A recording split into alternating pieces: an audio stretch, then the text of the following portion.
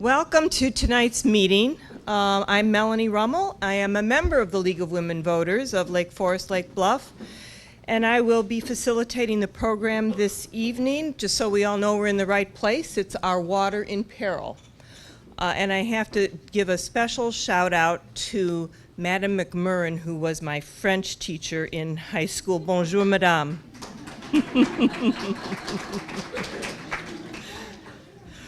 For those of you who may not know, the League of Women Voters is a national organization with over 800 local and state chapters. We encourage both men and women to join us. If you are not a member, there is information outside on the table. The League is a nonpartisan political organization which works to increase understanding of major public policy issues and influences public policy through education and advocacy. In the last month, you may have seen one or more of our recent candidate forums. We are here to learn today about a very important issue, water. The League of Women Voters has been supporting effective regulatory programs pertaining to water since the 1960s. At the national, state, and local level, the League has continued to push for environmental protection, safe drinking water, and safeguards against non-point pollution. In 1993, the United Nations General Assembly designated March 22nd as World Water Day. Since then, nations and organizations all over the world have observed the day by focusing attention on the importance of fresh water and of managing it in a sustainable manner. Many authorities believe that water will be the source of conflicts in the future, just as oil has been. Two other community organizations have joined us in observing World Water Day by co-sponsoring this evening's program. They are the AAUW and Lake Forest Open Lands. In the interest of full disclosure, I am the chairman of the board of Lake Forest Open Lands, so I'm particularly interested in this evening's program. This evening, we are going to hear from three local experts who are going to discuss our own local water problems. Also, on the back of this evening's handout is a list of helpful water tips. One thing before we move on, I would like to tell you about two programs coming up in April. The League is hosting a discussion about the privatization of government services. That program is on Thursday, April 19th at 7 p.m. The program, called Is Privatization the Answer, will center on some past examples and suggestions for how the process should be handled in the future. Please watch news media and e-alerts for more information. Also, our sister league, the League of Women Voters of Lake County, is sponsoring a panel dialogue on Sunday, April 15th at 2 p.m. at Lake Forest College. Three well-known names in the criminal justice scene are participating in the program called False Confessions, Do They Happen? The speakers are Jed Stone, who is a criminal defense attorney, Rob Warden, Executive Director of the Center of Wrongful Convictions at Northwestern University Law School, and Juan Rivera, a name many of you may recognize, who served 19 years in prison after being wrongly convicted. Our website is www.lwv-lflb.org, and we'll have more information on the website shortly.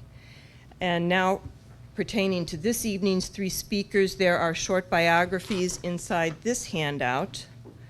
We have Judy Beck, who is the Lake Michigan manager at the U.S. EPA Region 5. Welcome. Mike Adam, who's senior biologist at the Lake County Health Department. Welcome.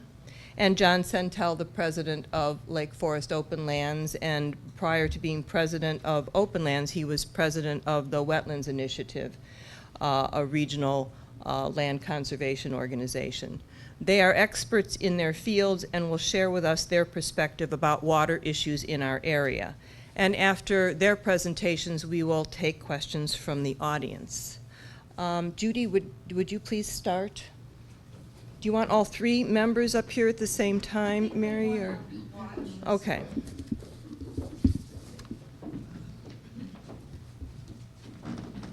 there are 4 states that share the resource that we call Lake Michigan, the second largest of the Great Lakes by volume. And so this is a broad overview, and then you'll hear a little bit more about some of the specifics from the other speakers. The Sleeping Bear Dunes was recently voted the most beautiful place in America on the TV show Good Morning America. So I'd like to start out with that picture. And if you've never seen those dunes that soar 400 feet above Lake Michigan, I don't get paid by the Michigan Tourist Bureau, but it really is worth a trip. One of the things that people always say is, how is Lake Michigan doing? And we decided that we needed to have a common response to that, because Lake Michigan is a complex and varied ecosystem. And so we say that it's an outstanding natural resource of global significance, under stress, and in need of special attention. And you can see here just this collage of pictures from Lake Michigan. We are large enough that it's clearly seen from space. What we're doing to many of our shorelines is hardening them, which is not good for the aquatic ecosystem. We also have a number of farms in the states. We have some of the best farmland in the world, but if we don't use it in a sustainable manner, it will not only be a detriment to the farmers, to their livelihoods, but also to the lake, and often is a stress on the lake. A wonderful story I am proud to report on is that in the last 3 years, we now have eagles nesting in Milwaukee, in Chicago, and in Northwest Indiana. And that is for the first time in 100 years. They had left, or if they were still around, they could not successfully reproduce because they are fish eaters, and the fish had such high levels of PCBs that the eggs would never develop. And here we have eagles nesting and raising their young. And so if people say, are there any good news stories, that is a really major good news story. We also have, and again, here's another picture of Sleeping Bear Dunes, the ability to look out and enjoy this lake and all of its recreational attributes. Just quickly, there's 33 major watersheds, many. Okay, and it just goes like this. Okay. And so we have 33 major watersheds around, and we have 10 official areas of concern. We have an agreement with Canada called the Great Lakes Water Quality Agreement. And through that process, we determined that there were some harbors who really needed special assistance. And as you can see on here, the one in Illinois is Waukegan Harbor.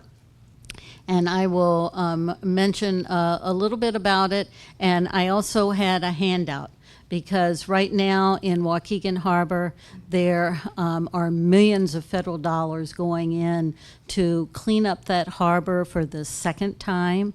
And last year, I think you'll remember that we had terrible storms both in the spring and in the summer.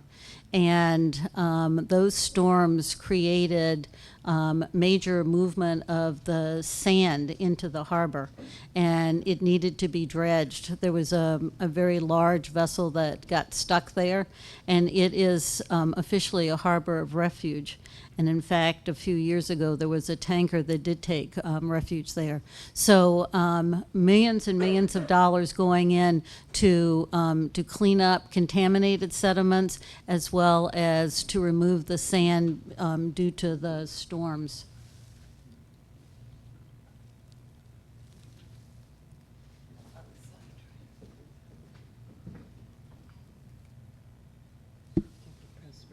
Oh, right there, okay. I'm not sure that this is showing up very well, but what you need to know is that satellites have given us the opportunity to kind of track at a more gross level what the status of our land use is. And you can see here that we are still developing this basin. And we are not necessarily saying that you can't develop, but the question is, are you developing sustainably? So you see high-intensity development. That's often infill and better types of development. But what's troubling is that it's outpaced by low intensity, or what people would call sprawl. And as we use up the land, as we pave over, when we have the high-intensity storms that we're starting to have, that water has not the ability to soak in, and then we create our own flooding problems. There has been some growth in wetlands. We are doing a lot of wetland protection, but some types of wetlands we're doing better at restoring them than others.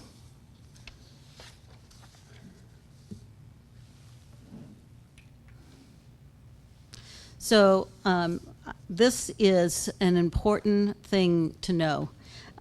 Lake Michigan, the shoreline provides resting and refueling for as many as 5 million birds, over 250 different species.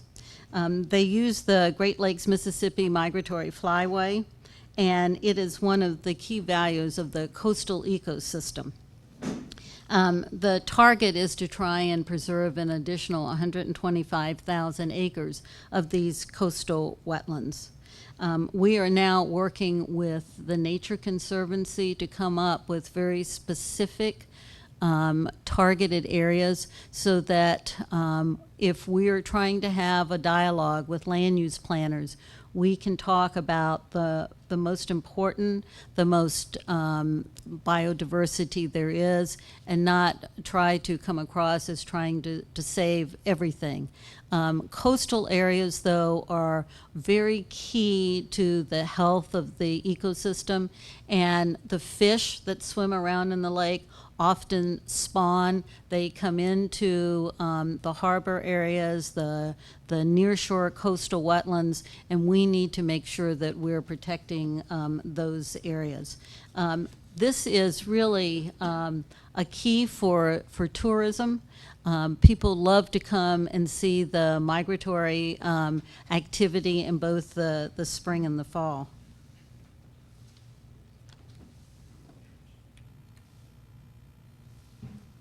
So if you're a fish and you need to find your way home, it's very hard to do this in the Lake Michigan Basin. And we have a fabulous fish food web. There are so many dams and so many culverts and barriers that we are putting a lot of money into trying to allow the fish to get home. When the last presidential election was heating up, some of the interest groups went to all of the candidates, and they said, "What will you do for the Great Lakes?"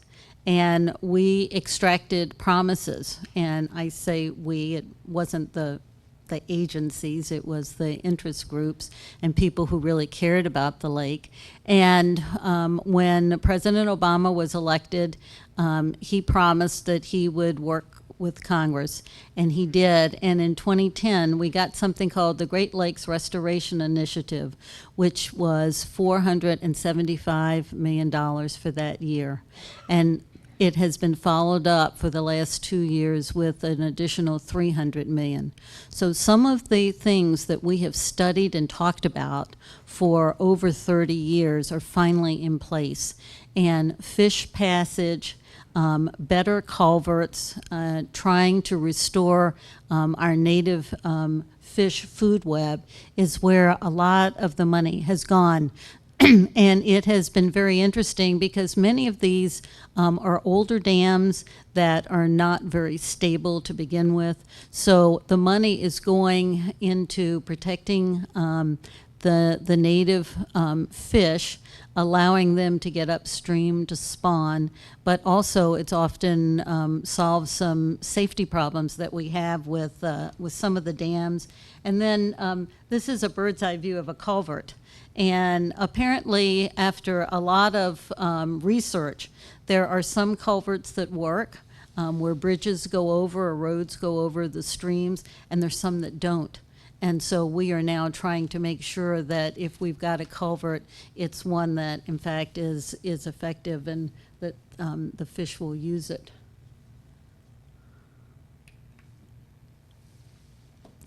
So one of the things that we are also doing is restocking.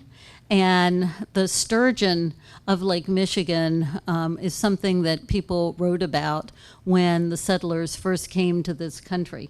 And I'm not going to spend a lot of time here, but what the fish researchers have found is that if you take the fry of the sturgeon, and from the very beginning you have them in stream water so that they can bond with the smell and the taste of the chemical, that when you finally let them into the stream and they have to come back, it is much more successful.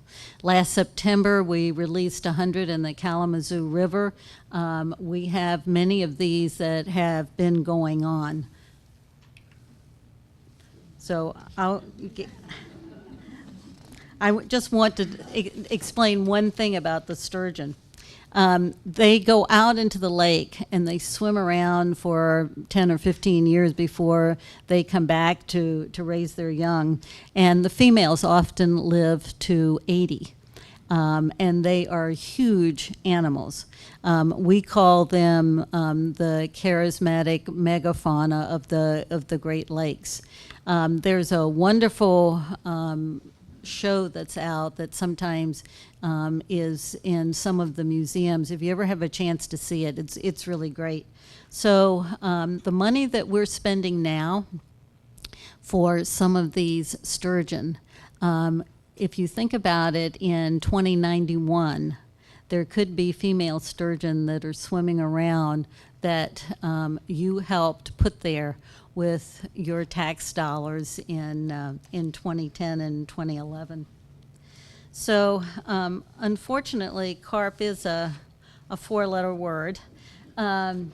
And you can see in the corner there, Oak Park is the Continental Divide here due to the fact that we reconfigured the Chicago waterway system. This is now one of the hottest issues that's being talked about and debated. There are a lot of federal dollars going into a couple of things about the carp. One is, of course, to stop them from getting into Lake Michigan, into Lake Erie, into any of the lakes. We have electric barriers in the Illinois waterway that sends a small pulse through the waterways that seems to deter them. We are tracking carefully where they are. There's some new research on eDNA that they can pick up in the water. One of the things that we're not positive about, though, is how the eDNA gets there. It doesn't not always mean that there's a live fish there. It could be that a fish had bumped up against a boat that later took the DNA forward. We have found that during spring floods, there are places where different bodies of water mingle because of a flood situation. And so we have put up some barriers both to protect Lake Erie and Lake Michigan.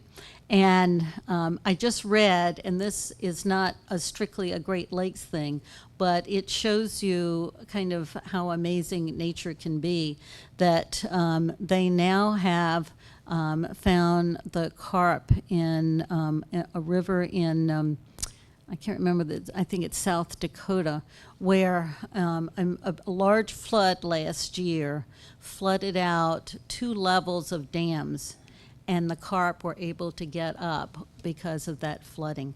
So they're really an amazing organism. We don't want them in Lake Michigan.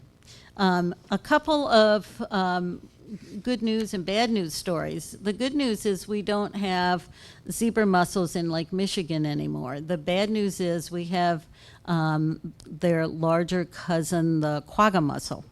Now, the quagga mussel is a little bit larger. It filters the water even faster, and it can attach to both the sandy bottom as well as rocks, which the zebra mussel needed to use. A lot of times people come up to me and they say, oh, the lake looks so good, the water's so nice and clean. And then I have to share the bad news with them that is actually not a good sign. What is happening is that the mussels are filter feeders. And so they're taking all the food out of the water, which makes it look so clean, and they're eating it. And so many of the good fish that we want to be eating all of the life that's in the lake don't have it. And then they excrete all of this nutritious stuff that they took in, and they turn it into fertilizer. And because the lake is so clear, the sun can get down deeper into the water. And not only that, what we have coming off our cities and farms is water that is very nutrient rich. And so we have the perfect combination for really bad stuff. And that bad stuff is, whoop. All right, now how do I go back?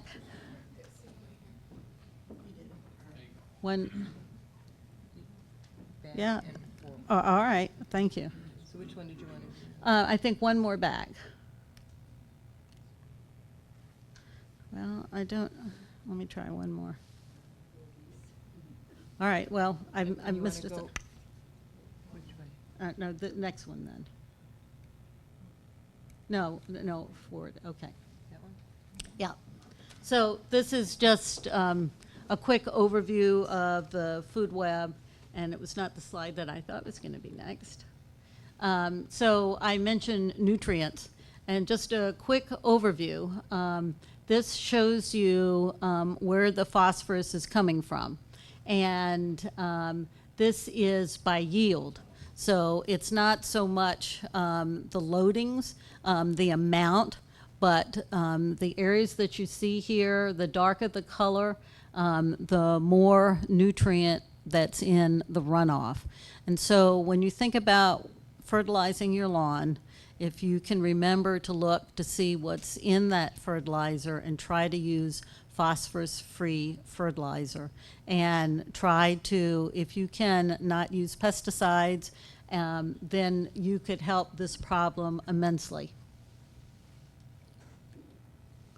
This is, and I don't know how it's showing up back there, but this is a beautiful Green Bay after a large flood a year ago, and this is what it looks like. The farmers don't want to lose their soil, but when we have these kinds of storms, if they haven't done the best management practices, we lose it, and that soil carries with it nutrients and phosphorus. So on the left, what you see is what the lake used to look like, and on your right is what you see now. It almost looks like something that could be farmed. But this is what happens when you have that combination of nutrient-rich water, what the zebra mussels have done, and then you have algae that grows along the bottom. And there are divers that go out now that say all the bottom of Lake Michigan looks like this. And it looks green and healthy, and it is probably green, healthy algae, but that's not where we want it. What it does is it creates a condition at the bottom of the lake where botulism, which is always in the lake, can become active. And the fish that feed at the bottom can pick up botulism. And then they swim to the top where a lot of those migratory birds will eat the fish. And if the botulism has become active, it can kill the birds. We had this problem in the 1960s when we also had the algae and nutrient problem, and unfortunately it has returned. And we have had summers that create the condition where in the fall we have had 7,000 birds that have died and washed up on America's most beautiful spot, Sleeping Bear Dunes. And we now have citizens who can help us with this. The USGS and NOAA have joined together, and if you can see down at the bottom, can everyone read that? There is a website, and they have groups that will monitor the beaches to look for any kinds of dead birds, because the sooner that we get them, the fresher they are, the better we can take some samples and try and figure out some of the puzzling elements of this particular situation. So I told you some good news in the beginning, and unfortunately this is some of the bad news. We're also looking at mercury hotspots. We have mercury in our environment because we have air pollution from coal-fired power plants. And when that mercury lands on the ground or in the water, it is at a state where it's not so detrimental. But there is something that goes on, and it seems to happen more in wetlands and water-rich types of environments where it can turn into methylmercury, be taken up by the fish, and we now have fish advisories for every state in the union. It's not just a Lake Michigan problem.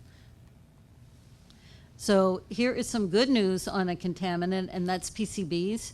And at one point, we had such a serious problem that the fish advisories were do not eat any fish with PCBs. Now you can see that we're cleaning up our sediments. PCBs are no longer made. Most of, or the vast majority of the uses have been taken out of production. And the prediction is by this model that in 2033, we will not even have to have any kind of fish advisories for PCBs. That would be such a major step forward. For those of you who've been around at all and remember some of the problems that we've had with PCBs. The Forest Service owns a lot of land in the northern part of Lake Michigan, and this is just to show that they are doing work on their own land and taking care of it well, and making sure that their watersheds are functioning well as well. So one of the interesting things is that we're trying to track climate change. And so for this year, it'll be interesting to see what happens to lake levels. These are lake levels starting in 1860 through 2010. And you can see that the lakes go up and down, but what's happening is they're starting to go up and down much faster. Then we used to have about a 30-year cycle, and now it's very unpredictable. This year that we've all enjoyed so much, there has been no ice on the lake. And when there's no ice on the lake evaporates. And also, if we have big storms, as those storms move across Lake Michigan from Illinois and Wisconsin into Michigan and Indiana, those storms can pick up moisture as it goes. And so that is really not good for the lake levels. It's good maybe for some of the fruit crops on the other side of the lake, but it's not good for lake levels. And when you hear people talk about climate change and they worry about water levels rising in New York and losing beachfront homes in Florida, the exact opposite is really suspected for the Great Lakes. The supposition is we may lose water in the lakes. And there are a couple of things to keep in mind. One is that Lake Michigan, 80% of the water that's in Lake Michigan has spent some time as groundwater. And so we have to remember that water is a cycle, and that water that's in the groundwater also will eventually get into the tributaries and eventually into Lake Michigan. So it's really part of Lake Michigan. And if we have climate change and drought, and then we have a big storm, that water doesn't sink in, and we keep paving over. And so that water rushes off. It takes more pollution with it, and it also doesn't help us store in the groundwater what we need to do, which is some of the future of Lake Michigan.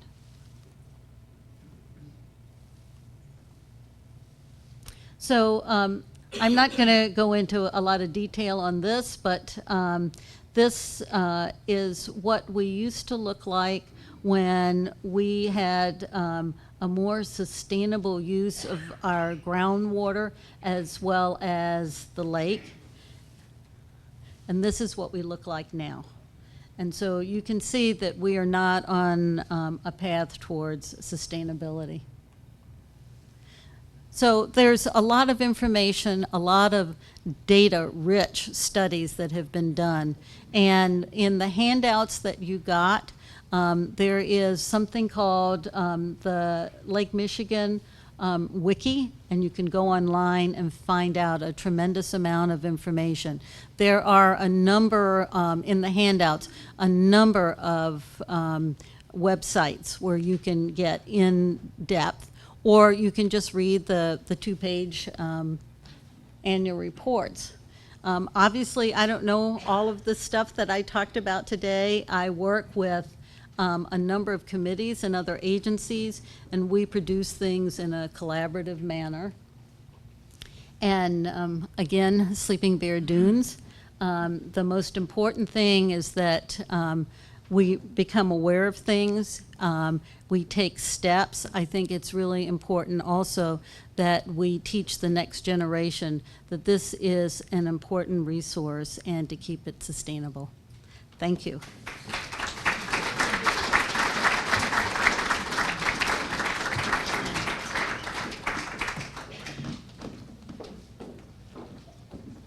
The next speaker is Mike Adam. He is the senior biologist for the Lake County Health Department.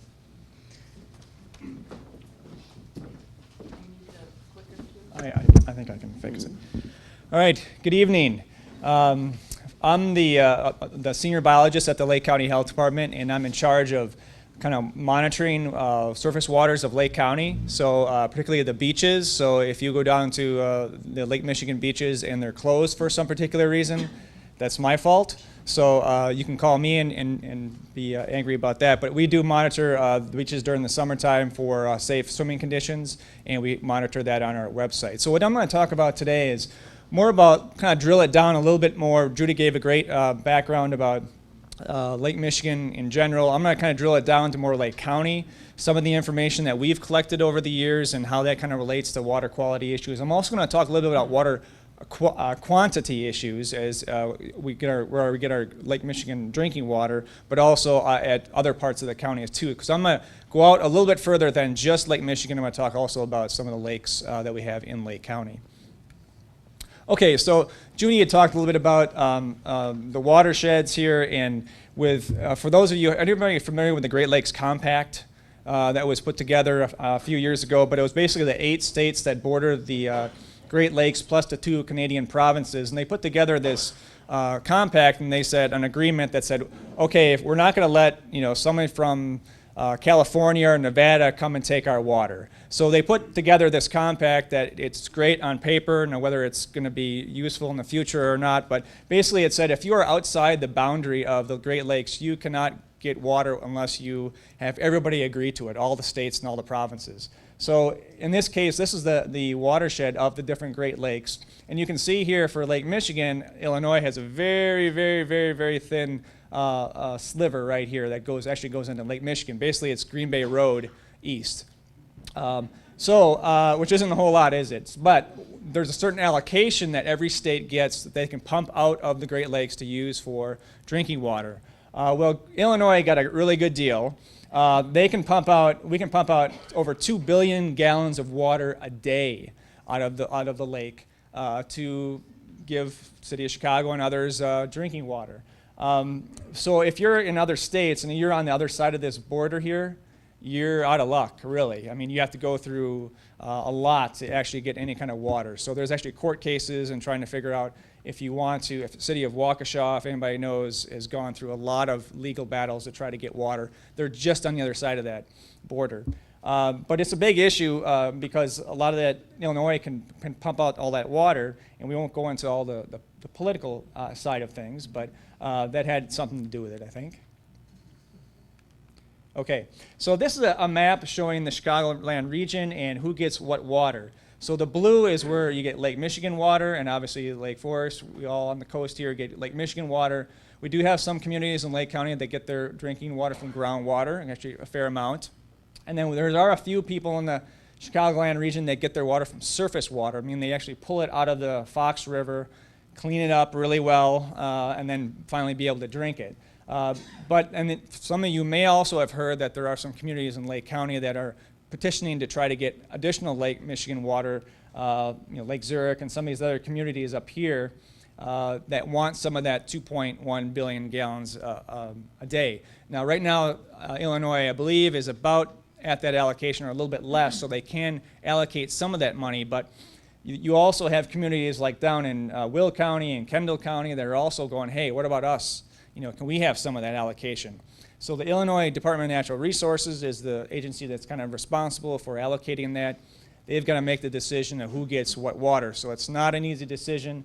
Again, we can have a whole discussion about that, but we're not going to. But basically, we're going to focus here on Lake County, and this is where the municipalities get their water. These areas in here where you don't see anything, those are mostly unincorporated areas. Those folks are getting groundwater from their wells.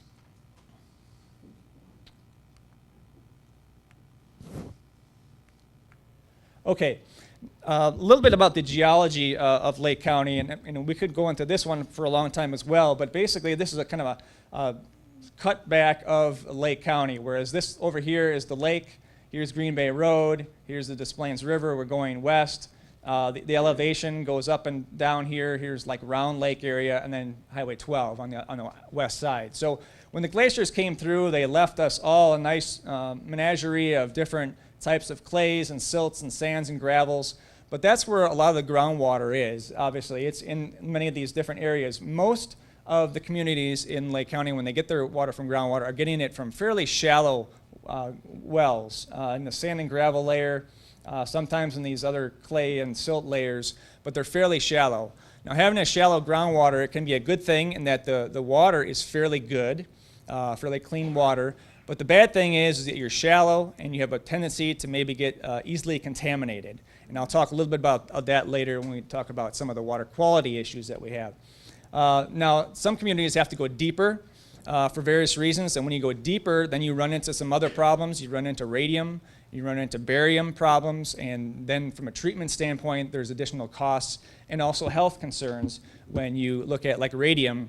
Not necessarily getting rid of it. It's more of a dilution factor to get it to a point where it's below the recommendations. So it's really important about quantity issues is that we are seeing some of our communities, especially out western Kenosha County,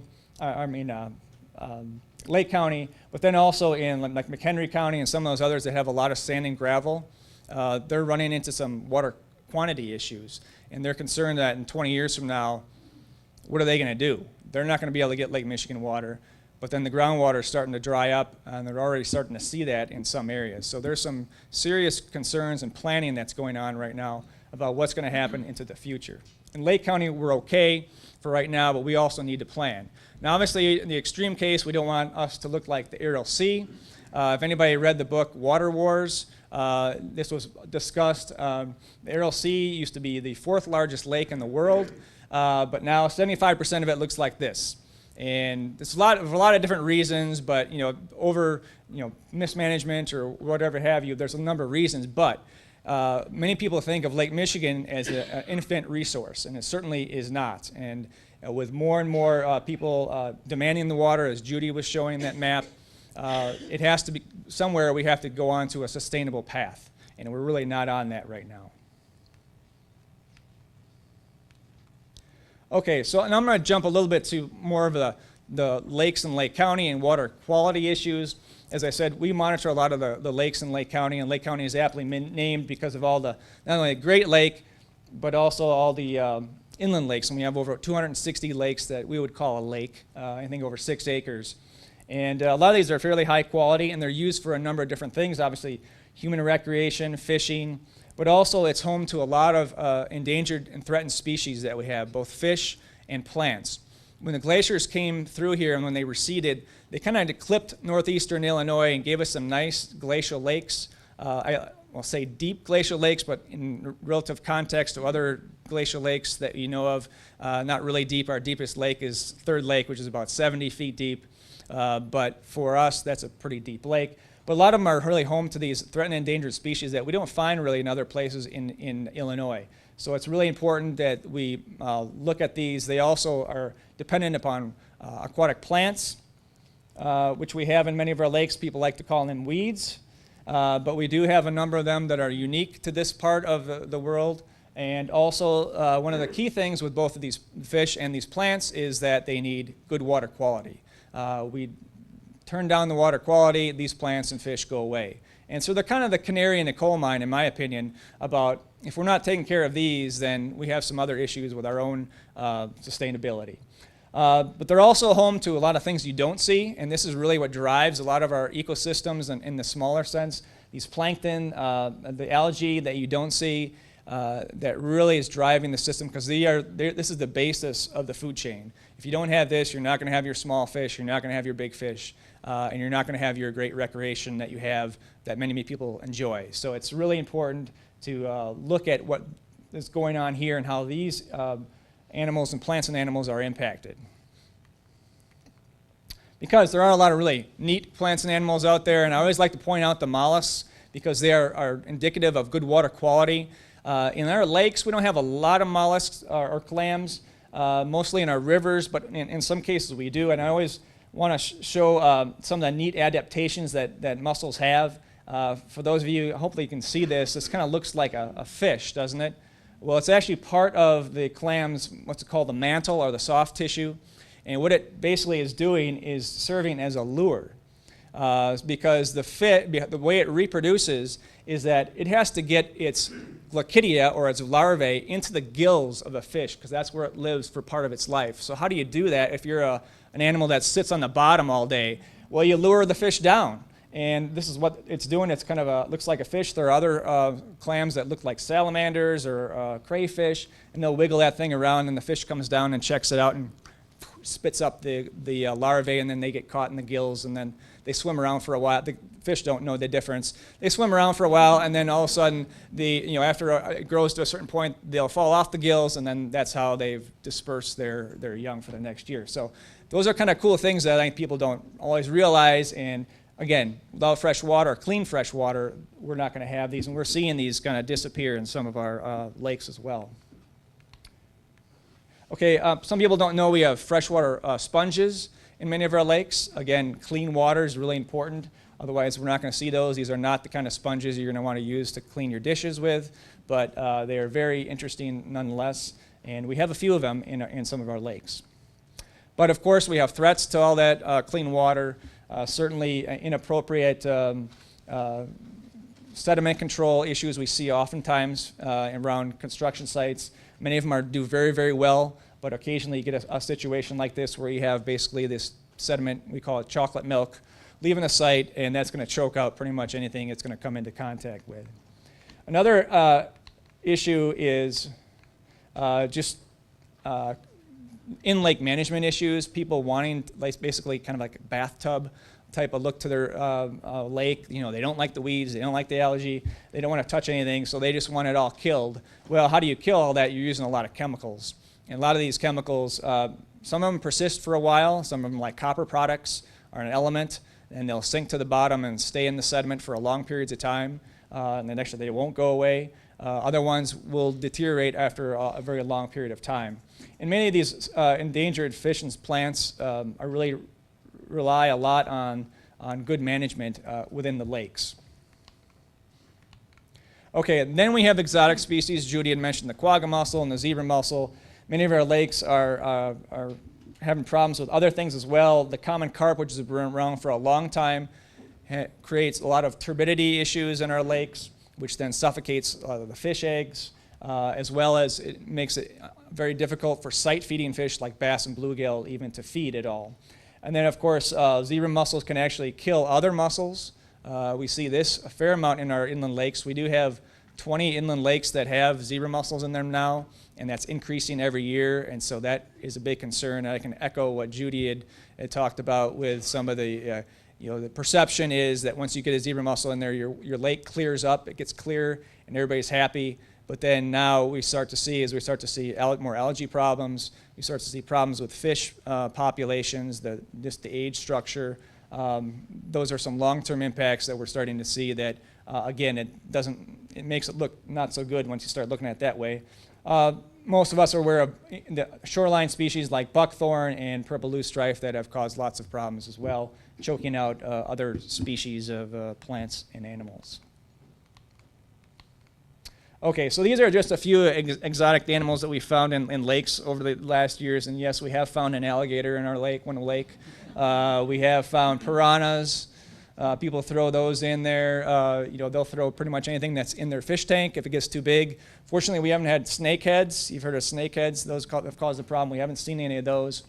But we do get the usual suspects, like the mussels, grass carp.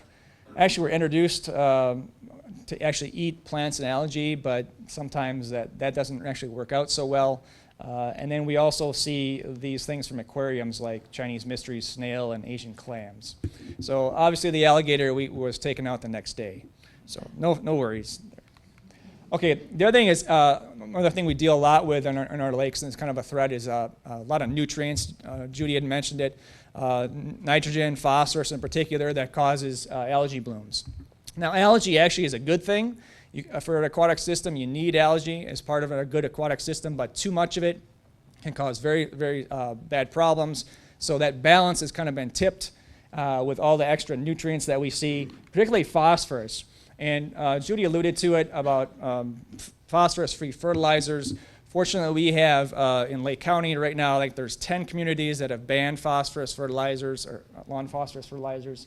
And then actually commercial applicators are supposed to use non-phosphorus fertilizers as well as part of a statewide rule. Many states throughout the Midwest have banned it as well. So basically the industry now is sort of switched over, and if you go into any hardware store, it's very difficult to find phosphorus with fertilizer. So that's a success story, I think, that we can look at, where the industry also kind of went hand in hand in trying to solve an environmental problem.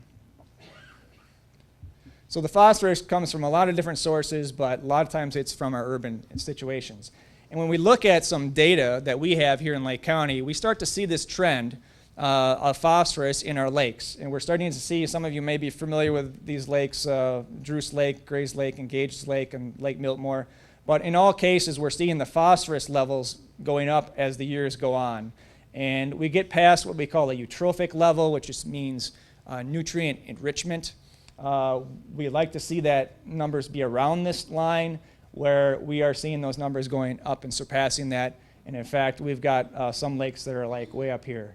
unfortunately. So a lot of these are through years and years of runoff going into the lakes. Some of them are from historical wastewater treatment plants that used to not treat water as well as they do now.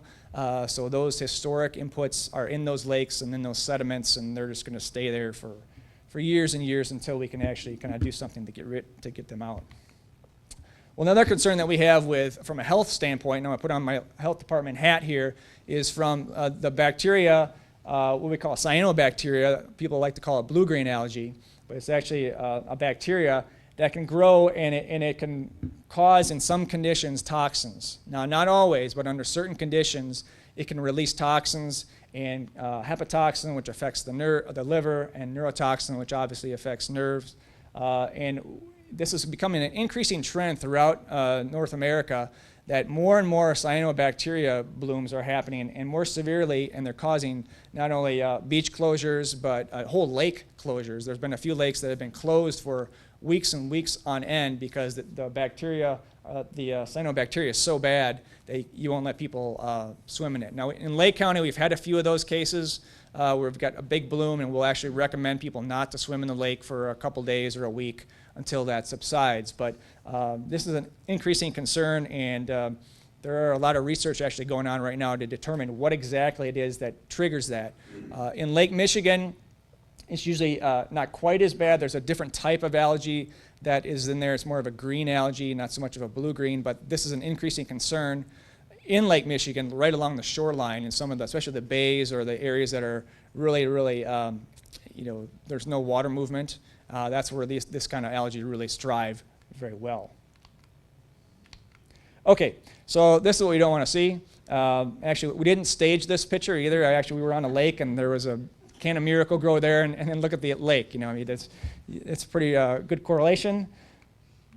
And then we don't want to see this, because when you see a lot of algae, that usually means you're going to have wide variations in dissolved oxygen. And the dissolved oxygen obviously is very important for aquatic life and obviously for fish. And in this case, something happened when all the algae died, and that consumes all the oxygen as it's decaying, and we see a big algae or a big fish kill. And we do get these occasionally during the summer here in Lake County.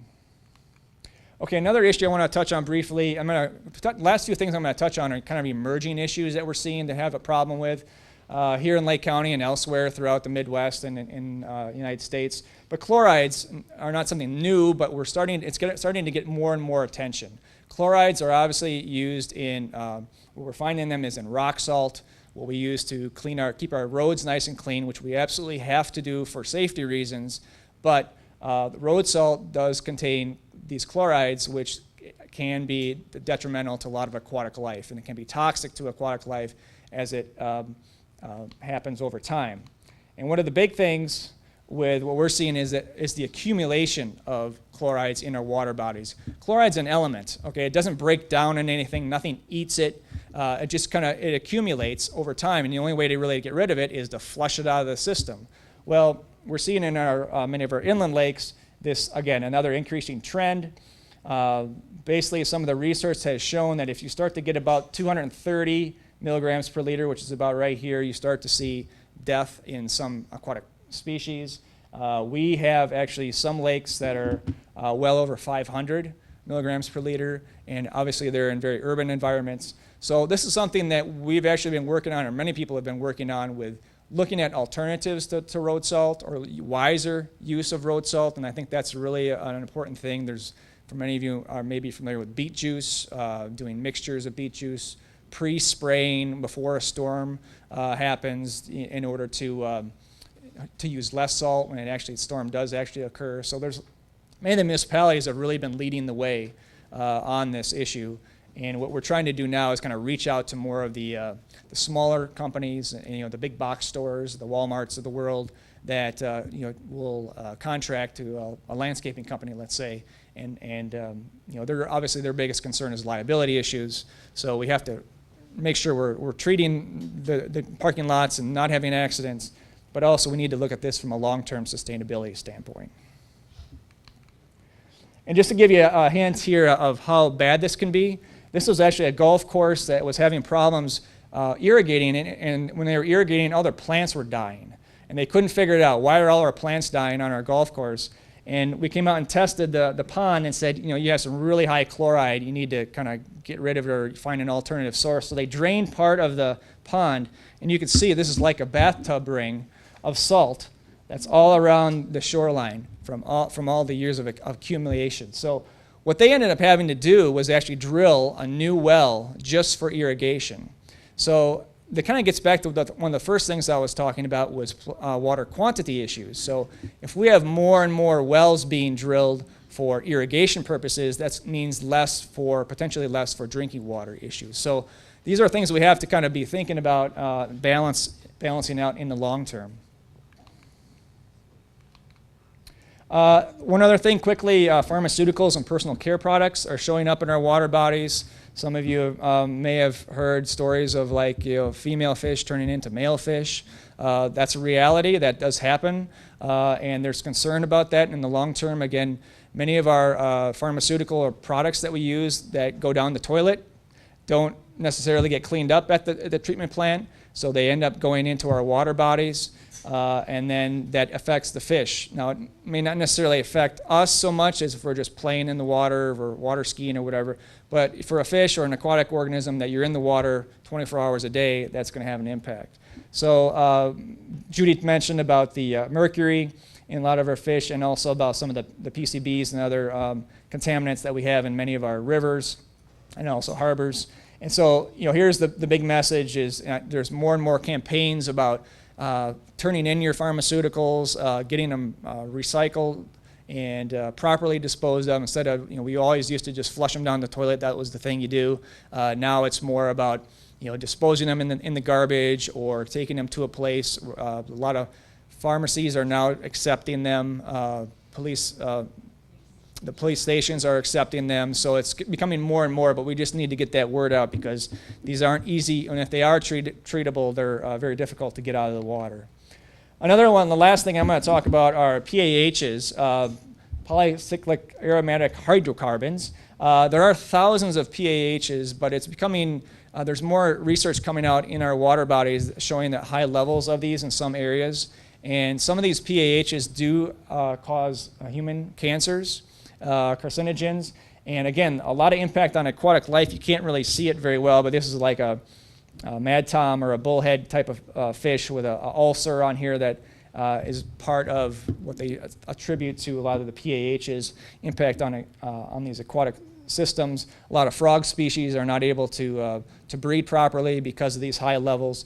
And PAHs can come from a lot of different sources, but one of the main sources that they're identifying are from sealants, from our driveways and our parking lots.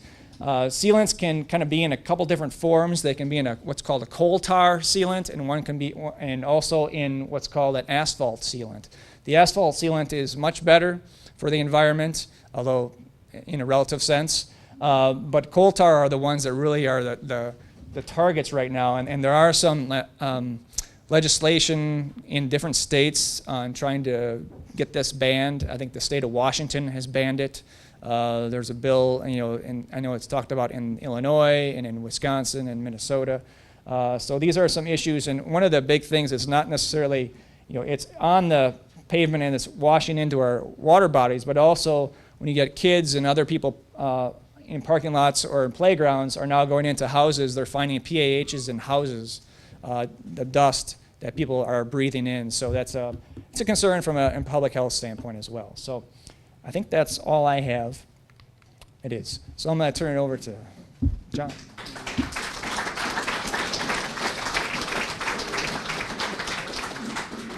Our next speaker, John Santel, President of Lake Forest Open Lands.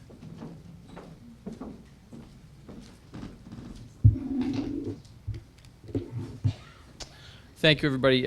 Thanks for the invitation to be here. I get to talk about two things I'm very passionate about: open space and our wild places and water. So I really appreciate the opportunity to speak tonight. Let's see here. Oh, the other one? This is the one? So what I'd like to do tonight is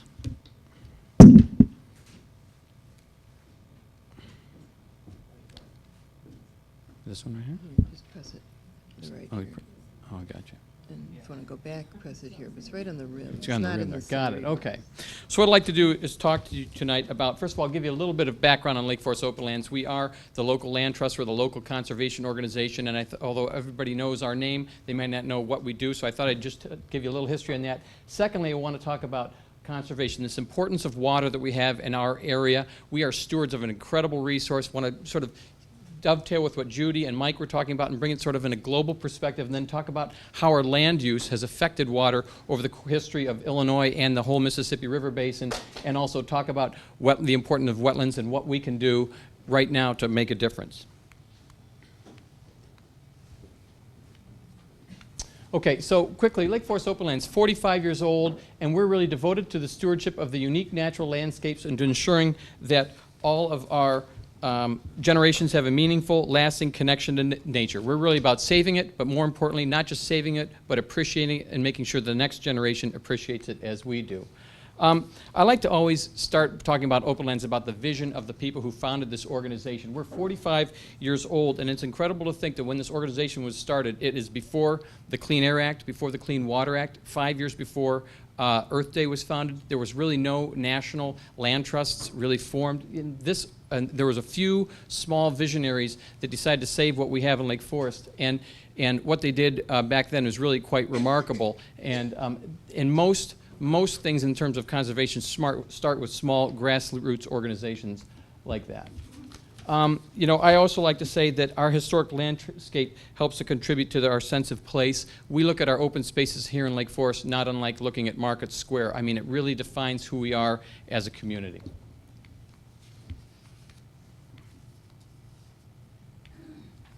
I think we need new batteries. I'll just put... quickly, a remarkable legacy. Lake Forest Open Lands has 840 acres that we've preserved. We are the first accredited land trust in Illinois. That's the highest level of recognition you can get from the national body. We have educated close to 40,000 now children in our community. We're considered a national leader. Much of what we do is modeled by other land trusts. We have 2 Illinois nature preserves right in our community. A lot of people don't realize it's not just the beauty of the property, but it's of really quite incredible value. Nature preserves are the highest level of distinction and protection that a piece of property can get in our community. We have, for example, in McCormick Preserve, there are 15 threatened and endangered species there. So we have important biodiversity, and of course, we're an independent nonprofit. I have too many charts, so I'm going to whip through them here so we can get to the good stuff, which is water. We not only protect the land, but we take care of the land. It's a big job. We have 10 full-time, we have 4 full-time land managers, and we have 6 to 10 interns every year that manage the land, and we do a lot of partnerships to do so. Of course, we have our Bagpipes and Bonfire. This is the shameless plug for Bagpipes and Bonfire. September 23rd. Hope you'll attend. It's a wonderful, it's really when the shadows start to lengthen, the kids go back to school, it's time for Bagpipes and Bonfire. We hope you certainly will join us. It's a wonderful day out on the lawn. And we believe that educating children, as Judy said, is really how to protect water and our land going forward. Richard Louv says, time in nature is not leisure time. It's an essential investment in our children's health. They are the people who will take care of our planet going forward. That's key to our mission. Let me get right to water and wetlands. What are the key environmental problems we are facing today? Climate change, habitat and biodiversity loss, invasive species, flooding, hypoxia in the oceans, and water. And really, water, I believe, is the defining conservation issue of the next 50 years. All of the above really impact or are driven by water. We tend to forget, Jacques Cousteau said it best, we tend to forget that the water cycle and the life cycle are one. We have to take care of our water or we can't take care of ourselves. So around the world, the supply of fresh water is becoming a defining issue of global politics and economic development. There's only so much of it. If China runs out of clean fresh water, they're going to go get it. And I think we need to think about that. Everything depends on water. All life depends on water. People, animals, trout, plants, bacteria. Everything depends on water, and not just water, but clean water. So, 70% of the Earth's surface, fortunately, 70% of the Earth's surface is water. Unfortunately, 97% of the Earth's water is salt water, and only 3% of the Earth's water is what we call fresh water. And if you slice this a different way, this thing called freshwater can be kind of hard to come by.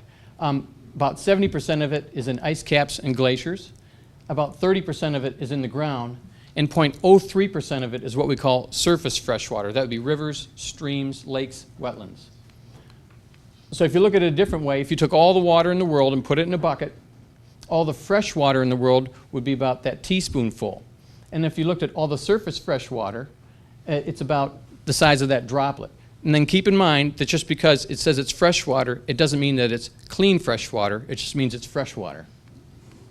So like most things in life, you know, life's not fair. There's over 1 billion people worldwide who lack access to clean drinking water. We don't think a lot about it, but in other parts of the world, they go to war over it, they pray to it, they hoard it, they'll walk miles for it. They treat clean fresh water like gold. Well, how do we treat our fresh water?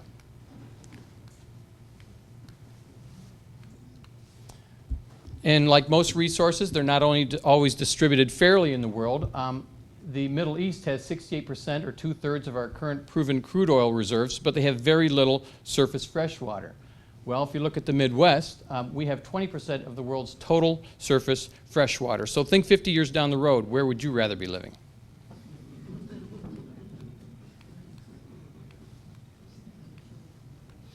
All right, so why are we the great recipients of this wonderful gift of fresh water? Well, we were given the great geologic gift in the Midwest. We're right in the hub of the whole thing.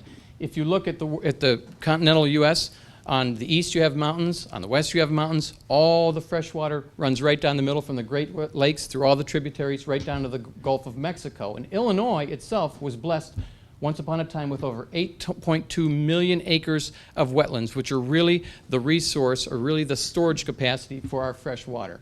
But we don't have those wetlands now. Where did they all go? Well, believe it or not, Illinois was once called the duck capital of the world. We were considered the world's duck capital. Really, if you think about it, we're called the prairie state. We should be called the wetland state because we honestly used to be the wetland state. So we have all these wetlands, the rivers and the lakes and the streams all trickle down into the mighty Mississippi, which heads down to the Gulf. So wetlands were crucial reservoirs, filters, buffers, and habitats. They were the hub for everything that lives or depends on fresh water. Wetlands were really the lungs of our water, of our hydrologic cycle. So 200 years ago, fresh water was plentiful, biodiversity was abundant, and wetlands were everywhere. But today, most are gone. Right now, we only have 10% of Illinois' pre-settlement wetlands still in existence. Why did that happen? I always like to say it's because economics controls the environment. And so when you talk about your power to vote, economics controls the environment, and what we do with our water and our environment is really driven by your vote.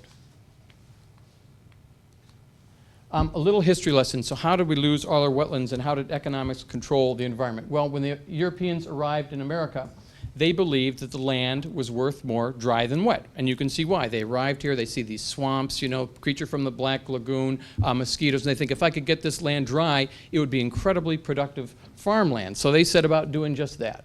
And this is what we did in Illinois and even in Lake Forest. So they drained the wetlands to make their land more valuable. They channeled rivers to make them run deeper and faster. The goal was, let's get the water off the landscape as quickly as we can. And really that was what the Army Corps of Engineers was designed to do. One was to ensure transportation and navigation, and secondly, to get the water off the land as quickly as possible. But that's not the right thing to do to protect our water supply. They built levees and dams to keep the water off the land. We have hundreds of thousands of miles of levees all throughout the Mississippi River Basin, from the Dakotas, you know, to Pennsylvania and down to the Gulf. And they built drainage systems to make sure the land stayed dry. And we still have many, many drain tiles throughout Lake County and Lake Forest and all the way down to the Gulf to keep our farms dry. And then they said, well, how can I make my farm even more profitable, my land even more economically valuable? And they said, well, I can apply massive amounts of chemicals onto my land and it will increase my yield. And this whole strategy was extremely successful. This is why Illinois and the Midwest is the breadbasket of the world, because we have changed our land use and how we use our land. And of course, it's not just the farms in the rural areas that we did this. We did this in our cities. Chicago, really built on a wetland. Northern Indiana, is really was one of the largest wetlands in the entire world. And so again, even in urban areas and factories, we believe that the land was worth more dry than wet. Oops.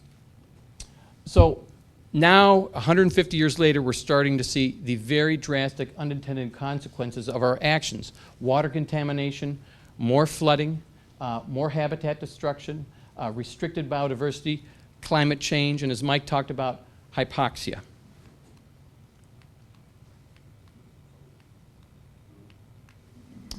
Hypoxia. So as Mike talked about, hypoxia is really, you may have heard of the dead zone in the Gulf. It's really a eutrophic zone of about the size of New Jersey. It changes in size and scale, but it's really an area that is devoid of life in the Gulf of Mexico because there's no oxygen. All the nutrients from the farms rush down to the Gulf.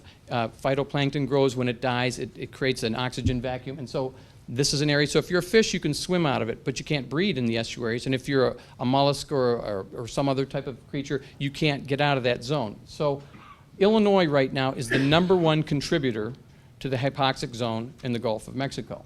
And the Water Reclamation District of Greater Chicago, I believe, Judy, I was asking Judy, I believe is the #1 point source contributor in Illinois of nutrients into our waterways.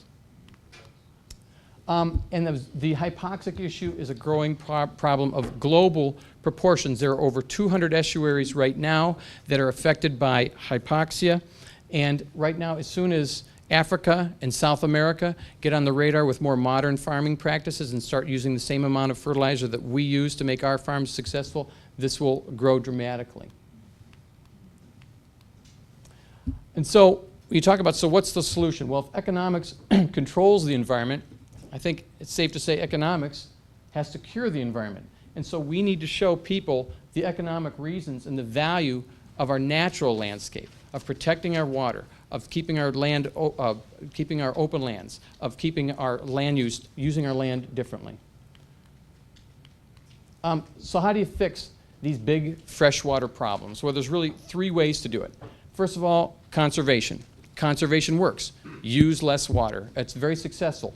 But we have problems of large scale, so how are we going to clean our water? Well, chemical treatment. Chemical treatment works. It cleans the water. But the problem with chemical treatment is, first of all, it's very expensive, and secondly, it uses a lot of energy. So the third option is, what about wetland restoration? What about treating our water naturally, keeping it on the land longer? Can we restore wetlands? Yes, we can. A restored wetland is never as good. It can never achieve the same function as an original wetland. But you can get wetlands restored and they can get 75–80% function. This is an example of a farm down in central Illinois, 2,600 acres. It was farmed for 80 to 90 years. And the Wetlands Initiative, the organization I used to work for, turned off the pumps. And within 2 years, it was a wetland like this. And it is probably one of the finest wetland restorations in the Midwest. Extremely robust, now an Illinois Nature Preserve. What's incredible is seeds, plant seeds that were buried under the soil for over 80, 90 years, as soon as they got wet again, they took the opportunity and they took off. And you can restore wetlands. So how do wetlands work? I mean, why is doing a wetland going to help solve our water problems? Well, wetlands are amazing ecosystems. First of all, they convert nitrogen into a harmless gas. Secondly, they store phosphorus in sediments under the water. Thirdly, they sequester carbon and peat. When you go to peat bogs, that's really carbon. So in a wetland, they're just big carbon sinks. They store floodwaters. That's critical, so storing floodwaters. They also create habitat, support biodiversity, and provide recreational opportunities for all. So if we restore wetlands, clean water can be plentiful again, drinkable, swimmable, fishable. Nature can be abundant and diverse again. The estuaries of the world can breathe again. So what I'd like to do is take it down to sort of a local level and talk about wetlands, open lands, and our community, then give you some suggestions of things you can do to help save water. We talked about Illinois was a wetland community. Lake Forest really used to be a wetland community. This is a historical map of the wetlands in Lake Forest. You can see here, and you gauge wetlands by, we can tell the wetlands are here by the soils. Hydric soils, they never change their sort of chemical components, so we know. There were close to 3,000 acres of wetlands here in Lake Forest. And this is what it looks like today. So we've lost most of our wetlands. I mean, all this water either used to drain towards Lake Michigan, some of it drained down toward the Mississippi River Basin, but now we get it off the land as quickly as possible. But it's better to keep that water on the land.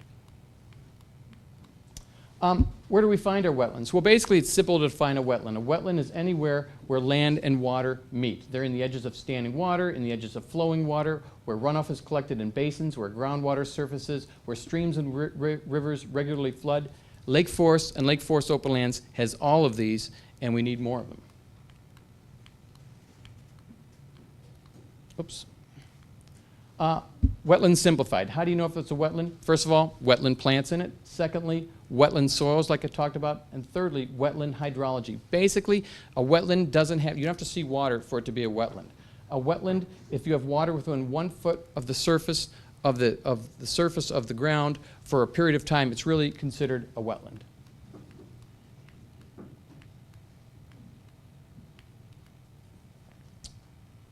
Just quickly, there's different types of freshwater wetlands, and I won't take you through all those. I think we know marshes and swamps and floodplains and fens, seeps. We have them all in town. Why are wetlands so important? Wetlands, first, they're among the most productive ecosystems on Earth. And so when ecologists look at ecosystems, they determine sort of the complexity of the ecosystem and the interrelationship of all the creatures. Wetlands rival the rainforest in terms of their productivity, as opposed to, say, a desert or a deep ocean, which are really not very productive ecosystems. Secondly, they filter and they cleanse the water. They take nutrients out, they control sediments, and they refresh our groundwater. Thirdly, they reduce flooding. Flooding is a big deal, not only in Illinois, but throughout the Mississippi River Basin. Since the 1950s, our country spent about $90 billion on flood control and flood damages. And it's incredible when you look at the charts that the more dollars we put into flood control, it's about threefold the flood damage. So obviously our flood control measures do not work. We need to allow the water to go back on the land. Wetlands also provide food and habitat. Some interesting facts: the majority of all animal species are wetland dependent to some extent.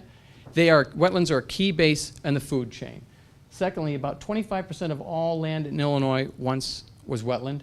And thirdly, a little fact here, half of all North American bird species depend on wetlands for survival. And Judy talked about how the birds are coming through the Illinois flyway and through the Lake Michigan flyway. Well, that's a classic example.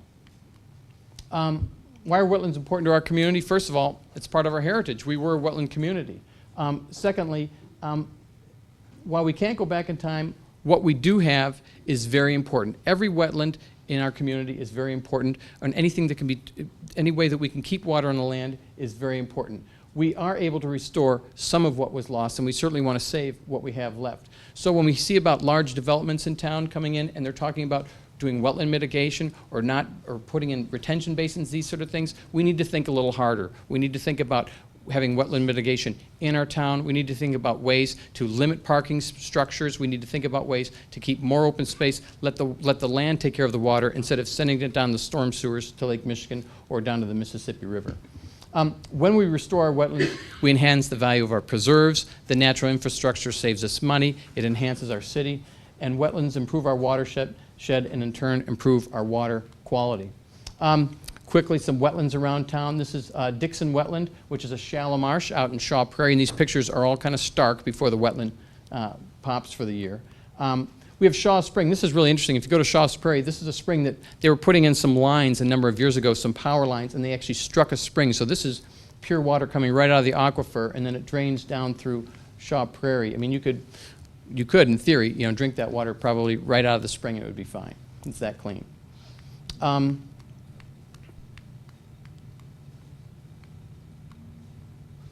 think we need new batteries here. There we go. Oops. Well, this is the Skokie River, and I like to show this picture because see how the Skokie River is straight? The Skokie River originally wasn't straight. It was made straight to get the water off the land as quickly as possible, and that's a problem because when it starts raging down, it takes all the sediment with it, it causes erosion, that sort of thing. What we should really do with the Skokie River is make it meander again. We should put some riffle structures in there. We should take the edges and not channelize them so much, make them softer. It would make it much more beautiful. It would improve water quality. It would reduce flooding. When I see things like this, a lot of times people say, well, we got to get these trees out of the river. It's causing a problem. This is actually not such a bad thing. It slows the water down. We'd like to see more of that, oxygenate the water. So these are actually good things. Let's see here. Again, this is an example of the Skokie River, an erosion in the Skokie River. That's all high-quality soil that's being flushed down, ultimately gets to the Mississippi. We need to take these edges and make them more shallow, slow the water down, and erosion is all through the Skokie River.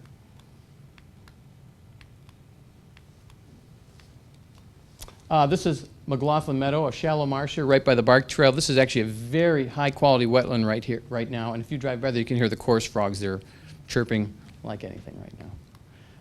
This is a wetland over in West Skokie Preserve. This is the West Skokie River. Same problems here as with the other place.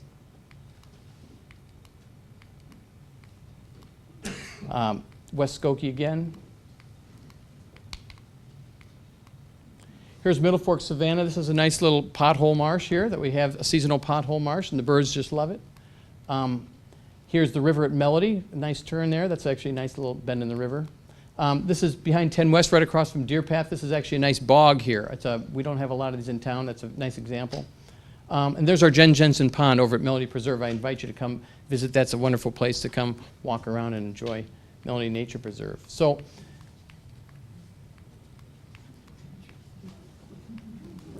Patrick's Puddle actually was something, it was just a degraded piece of ground, and we had some volunteers get together and they turned it back into a wetland, and it's a wonderful place where kids can go and adults can go and you can see all kinds of aquatic life. So what can we do here? So when we take away from tonight, what can we do? We've heard a lot about what's going on, what's wrong with our water, what's right with our water. What can we do? Well, I put together my top 15 list of things you can do to make a difference.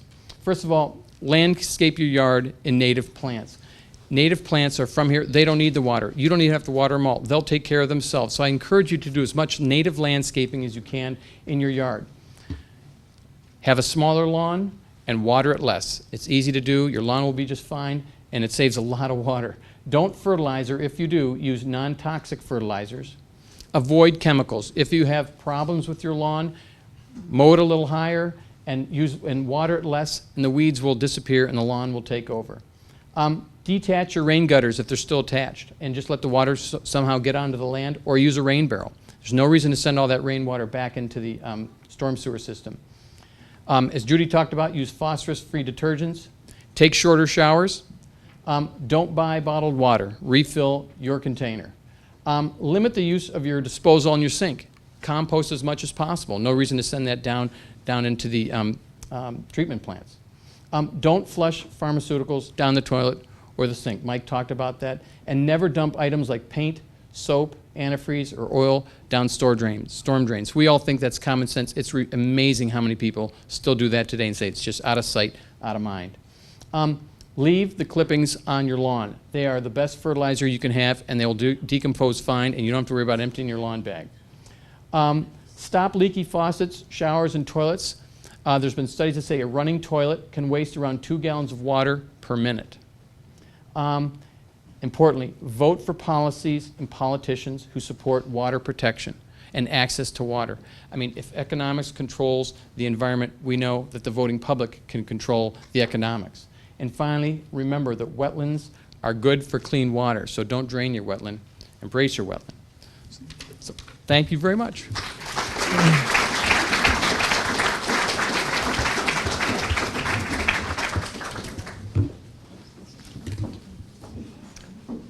Wow, what incredibly well-informed experts, and I'm sure we've all learned an awful lot from this presentation. It's just fabulous. How many minutes are we going to have for questions, Mary? Oh, infinite number. Okay. So are there questions? And perhaps our speakers would like to take a seat here. I'll repeat the questions so that everyone can hear them and so that we can get them on the camera. But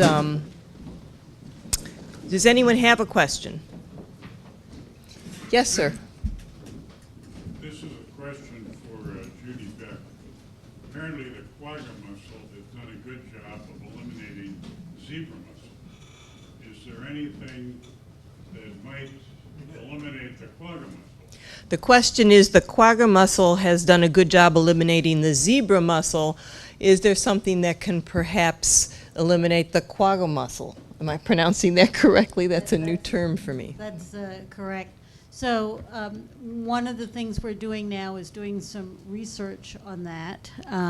What we try to do a lot with invasives that we have is we try to figure out what attracts the male to the female and see if we can't make them not so attractive to each other so that we're not continually reproducing.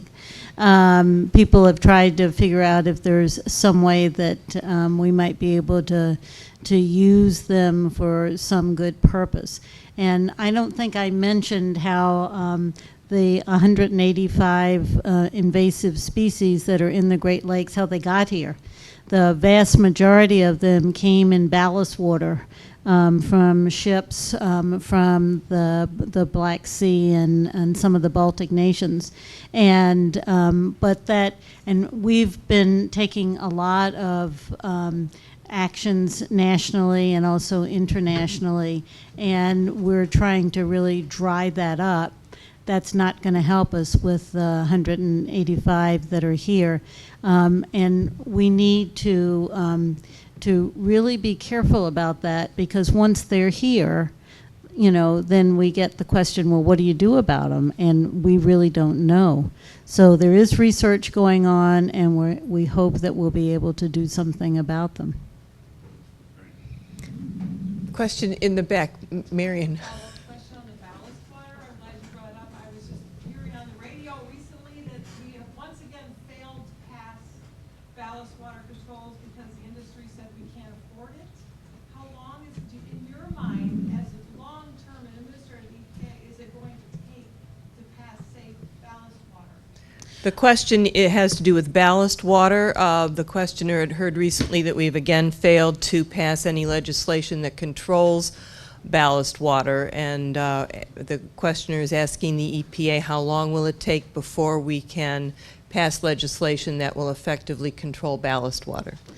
So I'm not sure what you heard, because we do have a lot of safeguards in place now where the water does need to be treated.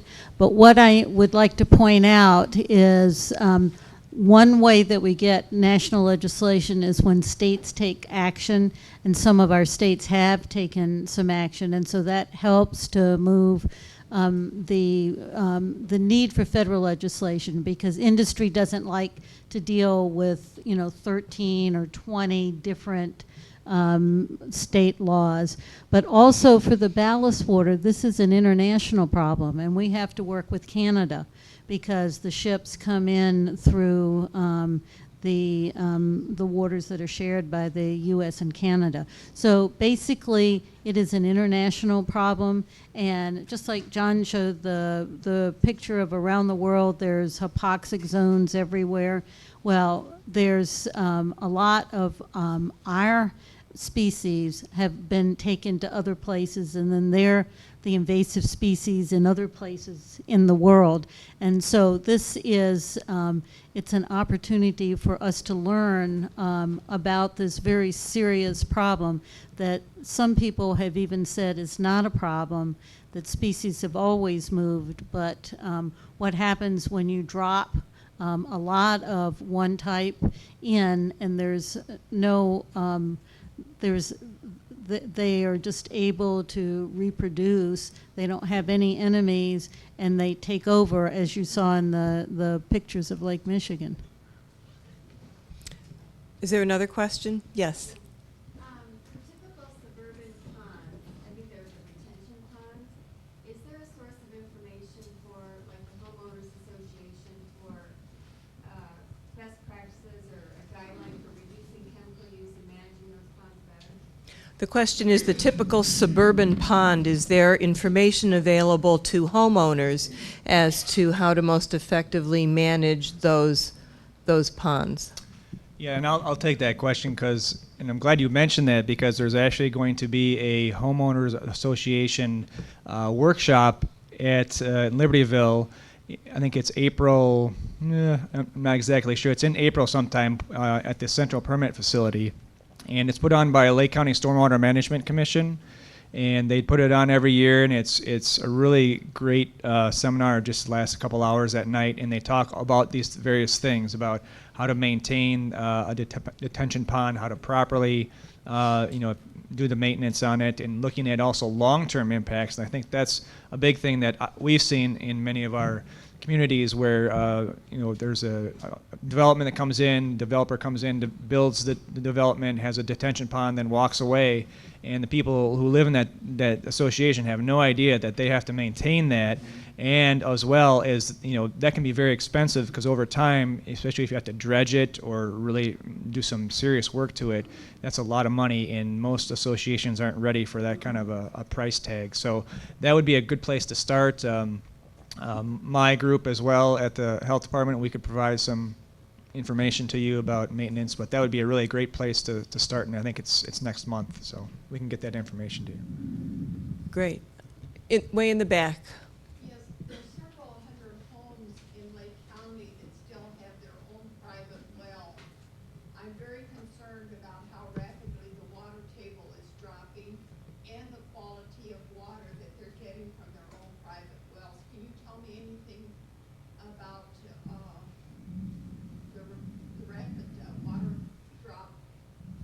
The question is, many homes in Lake County still have their own wells, and the questioner is concerned about lowering the water table through these wells, and also with the quality of the water that may be coming out of these wells.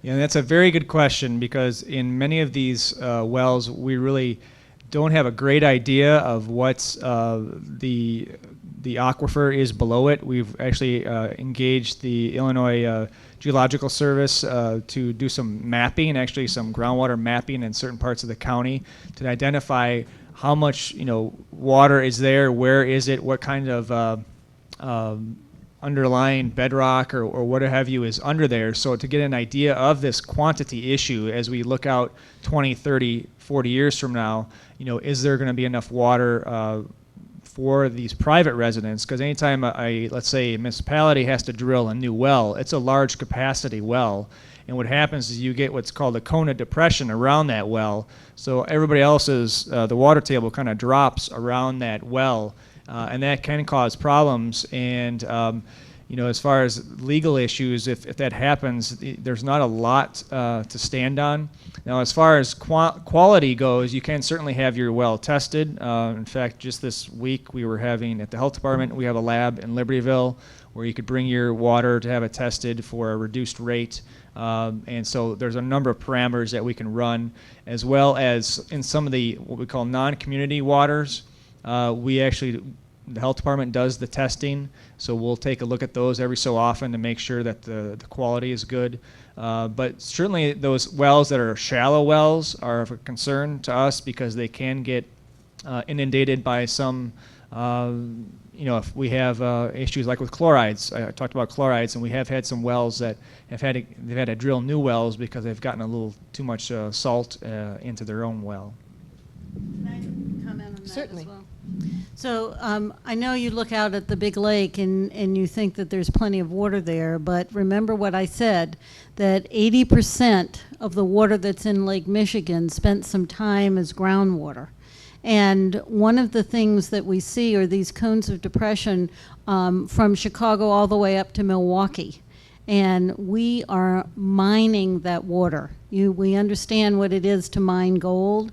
Well, we are mining our water. The water that we're pumping out is not water that went in there in the last few years. It's hundreds of thousands, maybe 1,000 years old.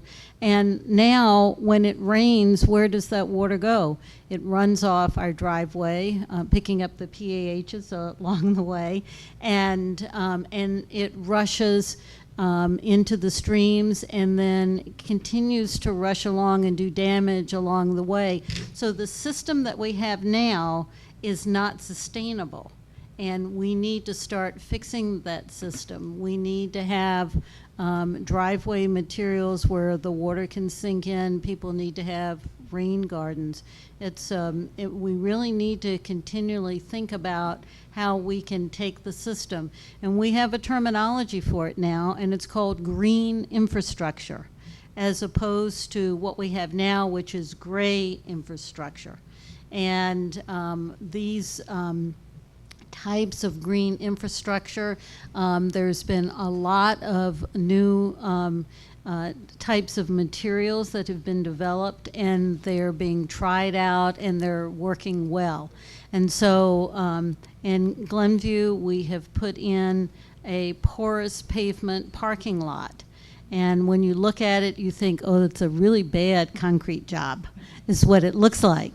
But what it is, it's almost like making concrete with popcorn in it, and there's all kinds of holes. And then the underlayment is levels of gravel so that it does capture the water and it takes it down. And yes, every year or two, you're going to have to actually go out and vacuum that parking lot to make sure those pores are still open. But now we have parking lots where we have to reseal them. So again, we need to move from that green, from that gray infrastructure to the green infrastructure. Yes. This is a two-part legal question. One, Mike had alluded to the agreement between the provinces of Canada and the states that touch the Great Lakes. I'm aware legally that there are western states making a play for our water. So wondering what we as constituents can do to encourage our representatives to protect our water from the natural play for it from large agricultural states like California and Arizona, as well as the rest of the western states that are in deep trouble, as we all know.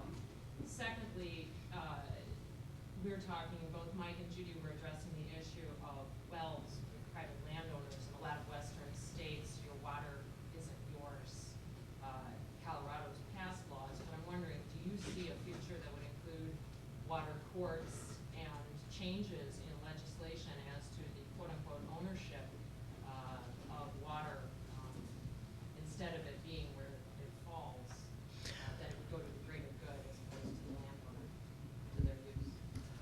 A two-part question was asked. First of all, what can we do as constituents to encourage some of our legislators to help protect our water rights from especially some of the western states who we know are in deep trouble and would love to have access to some of the water coming out of the Great Lakes, was number one. And number two, could we at some point have a state where we have specific water rights that you even, such as the state of Colorado has, where you actually buy and purchase water rights rather than it just being where it falls, it's yours? Who wants to tackle that question? Well, the legislation that we had, the compact, and this was the second one. The first one we had didn't have teeth in it. The second one did. It took a long time to get it there. And one of the things that was built into it was that each state had to have a conservation plan as well. And so we're sitting on the water mine, the gold mine, whatever you want to call it. So I think, though, it's important that we show the rest of the country that we're good stewards of it and that we conserve water. And one of the things that the mayors of the Great Lakes cities are doing is they have an organization, and that's one of the tenets that they have agreed to, is that they are going to try to institute many more water conservation measures. And that's a hard sell in an area where we seem to be water rich. But it will also help us in courts if we can say, well, look what we have, our own communities and citizens have done, and that's really important. Out west has always been different, and I don't know it well enough to comment on it. I will tell you, though, that one of the water trivia things that I've always thought was really interesting is we have an agreement with Mexico. And so much of the Colorado River is supposed to cross the border into Mexico. And there are some years where we have to send trucks full of water. and pour it in so that we can make our treaty obligations. That's, I guess, a good definition of a non-sustainable system. Other questions? I guess I was just going to maybe address the sorry. second part of that question too, because I think what you talked about would be a great idea if it could happen. I mean, I hate to be a pessimist, but I don't see that happening with just the history of what we've had in Illinois. And we kind of run into this problem even on simple things like in our lakes, where the bottom ownership is owned by 50 people and it's split up like a piece of pie. And just to get, I think we've looked at in the past trying to get at least that sort of more in tune to like neighboring states like Wisconsin, where the state kind of dictates more of that, and that just kind of ran into a brick wall. So I think until there's a disaster or something that really is going to change people's or sway the opinion. Other questions? Yes, sir. I was amazed at how much Mississippi River has a biomass of carp, particularly Asian and the bighead carp. And the television show that I watched on Discovery said 70 to 80% of all biomass, talking about living stuff in our water of the Mississippi Valley, is carp. With that kind of production, don't you think it's a good idea to start putting some kind of harvesting program instead of studying it to death with millions and millions of dollars being spent, when in fact we should maybe start to harvest them? The question has to do with the questionnaire had heard that there is a tremendous biomass of carp in the Mississippi River and the Mississippi waterways. As much as 80% of those waterways are carp biomass. And can't we do something perhaps with all of that carp? Well, it just so happens that the governor and the head of the Illinois DNR think the same way. A couple of years ago, they had a contingency of some of the Asian countries come over, and they think that that our carp taste better than it does even though these are Asian carp, than it does in their country, probably because our waterways are not as polluted. And I can't tell this story as good as Todd Main, who works for the Illinois DNR, does. And some people, I know that Midge was at the same meeting I was. And but there's a problem with the carp because they're very bony, and it's hard to get the bones out, and so it's hard to then, how are you going to prepare it, and it's labor intensive to get it into a can.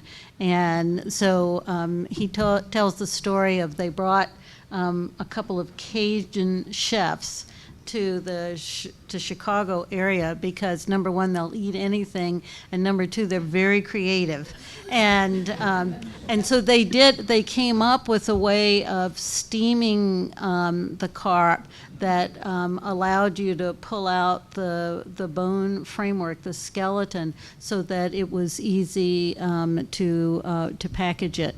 And so as far as I know, I think that's underway, and that people in Asia will be eating, but I have to tell you that they're not going to call it Mississippi River carp. They're going to call it Great Lakes carp, because I guess the Great Lakes are, like a cut above, and so.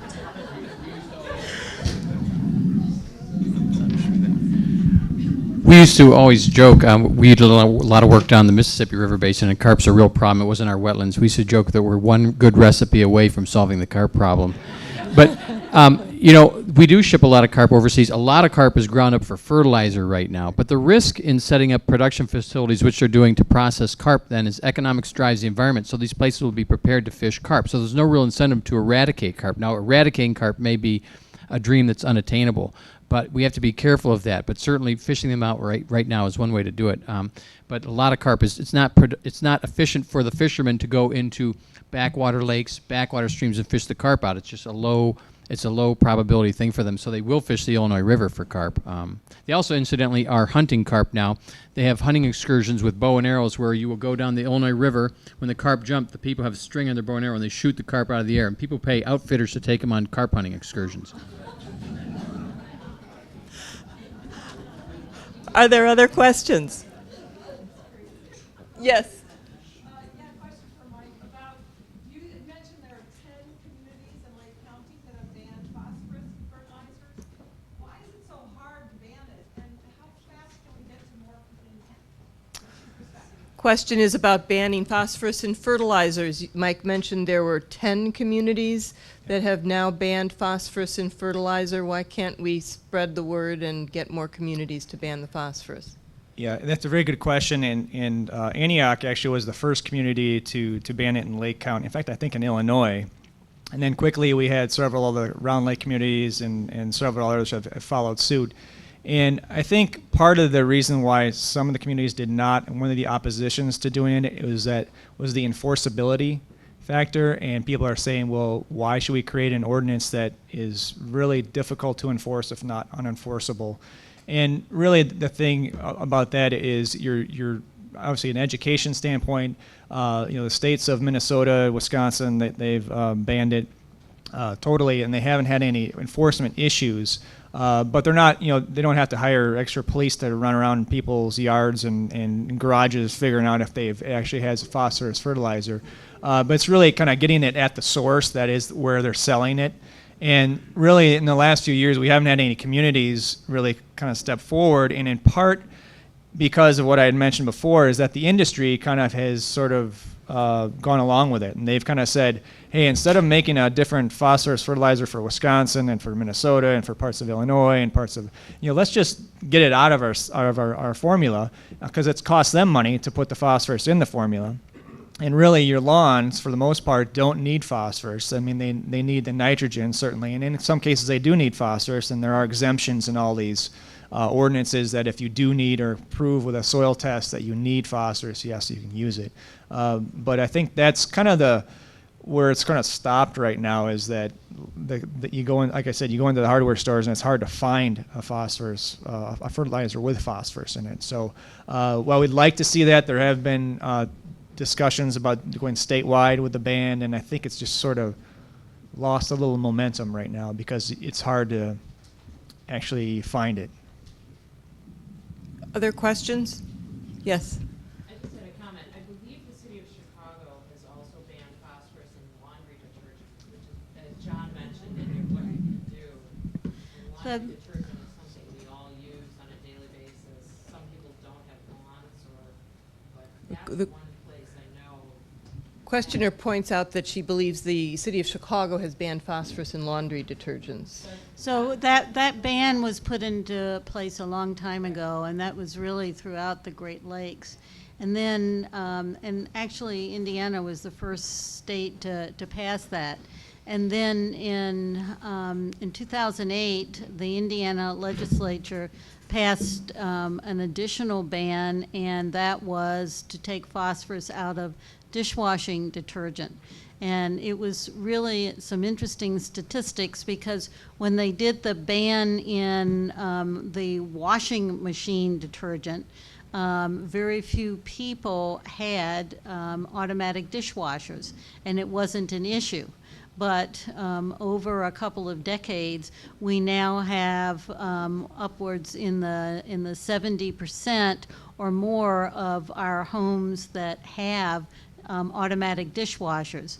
So the industry came in and negotiated with the governor of Indiana and asked for a time to reformulate, because they couldn't have one product that they sold in Indiana and then something different in Illinois or Michigan.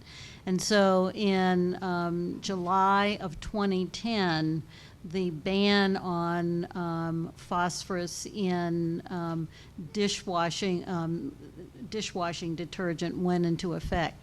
And so whether you know it now or not, or you're seeing a few more spots, just keep in mind that it's good for the lakes. One more comment on the phosphorus. In 2004, phosphorus is $25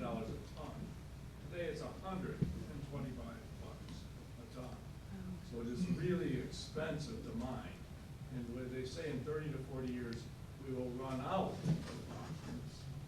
So it's time we stop using a lot of phosphorus from a practical The standpoint. questioner makes a point that phosphorus is becoming much more expensive and also somewhat rare. We may run out of phosphorus in a few years, and so that may put a damper on the use of phosphorus as well. Are there other questions? Yes. Rain gardens were just mentioned briefly, Judy mentioned them. Would that be a good idea for replacing retention ponds in places where retention areas are? And is there a way to educate not only homeowners associations, but cities and individuals on the value of a rain garden? Because a lot of the people I talk to don't even know what I'm talking about. The question is, might rain gardens be a better alternative to some of the detention ponds that are in some of our subdivisions, and perhaps we could use more awareness of rain gardens in general? Yeah, I just, one of the things that we did in Glenview is that we were applied for a grant and got a 319 grant, and we got a lot of volunteers, scout troops, and 2 summers ago, we planted all of our detention basins with native plants. And they're doing fairly well, some a little better than others. We had neighborhood meetings because people were used to like a nice mowed grass that just happened to go down, but they function much better and they look much better. And I think for rain gardens, I agree with you 100%, and we need to have more of them like in the public square so that people can see them and understand them better. I would say the thing about detention ponds is that the problem with the traditional way they've done detention ponds is you just have a hole with, you know, gravel or something outside. It's not really a functioning habitat. So they need to do detention ponds in different ways because those can be very productive habitats. In terms of rain gardens, like Judy said, having examples of rain gardens in town and showing people how they work would be the best way to do it. But I just lost it here. Here we go. But for example, parking lots are a great place for rain gardens. You can go to Friends of the Ryerson Woods and see a terrific example of a permeable surface with a rain garden where the water runs off what water does run off the parking lot goes into a rain garden in the center, and all the parking lots in town really should have rain gardens on the perimeter. The road should have rain gardens in the perimeter. These are all terrific ways to keep the water on the land and make productive landscape. Is there another question? Just a comment, some of it were last, the city of Milwaukee underwrote giving rain barrels to anyone in the city that wanted, I think, less than $10 apiece. And that's something that could be done at a local level, a combination of The questioner points out that the city of Milwaukee underwrote the cost of rain barrels for residents so that it only cost them about $10 a rain barrel, and that's something that can perhaps be done on the local level. We're way in the back. Yeah. I don't know if you can hear me, but just a comment. My wife and I just came back from Australia, a town north of Brisbane, and I was surprised to see many homes had these, not the typical 55-gallon rain barrels that we use here in a few homes, not that many. But they had these very large tanks which were harvesting the rainwater, and they were then reusing it. They did look real pretty, but I guess the people had been educated to use it, something to think about. The questioner points out that in north of Brisbane, some residents that he noted in a recent trip to Australia are using very large rain barrels, almost 55 gallons and greater, and they're reusing some of that rainwater on their property. Yeah, a lot of those are like cisterns where they're, probably many people years ago used to have them, and they kind of went out of style, but they're actually coming back in many places. Part of the problem, though, we have in Illinois is with our plumbing code, being able to reuse that water. Currently, I think there's some changes being proposed in the state legislature to change that code so you can use some of that water for other purposes. For instance, like flushing your toilet, right? You don't need fresh, clean water to flush your toilet. You can do that with what we call kind of gray water, rainwater. So there are some things that are kind of moving slowly, and those are kind of things that if you kind of keep track of them and support them with your state, or your representatives to say that you support these sorts of things, will go a long way. Do we need to start to wrap up? Why don't I take maybe one more question? Is there one more question? We're good.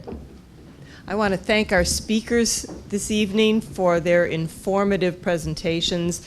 I think we are all much the wiser after this evening, and thank you for all of the participants. And thank you to the League of Women Voters, AAUW, and Lake Forest Open Meeting.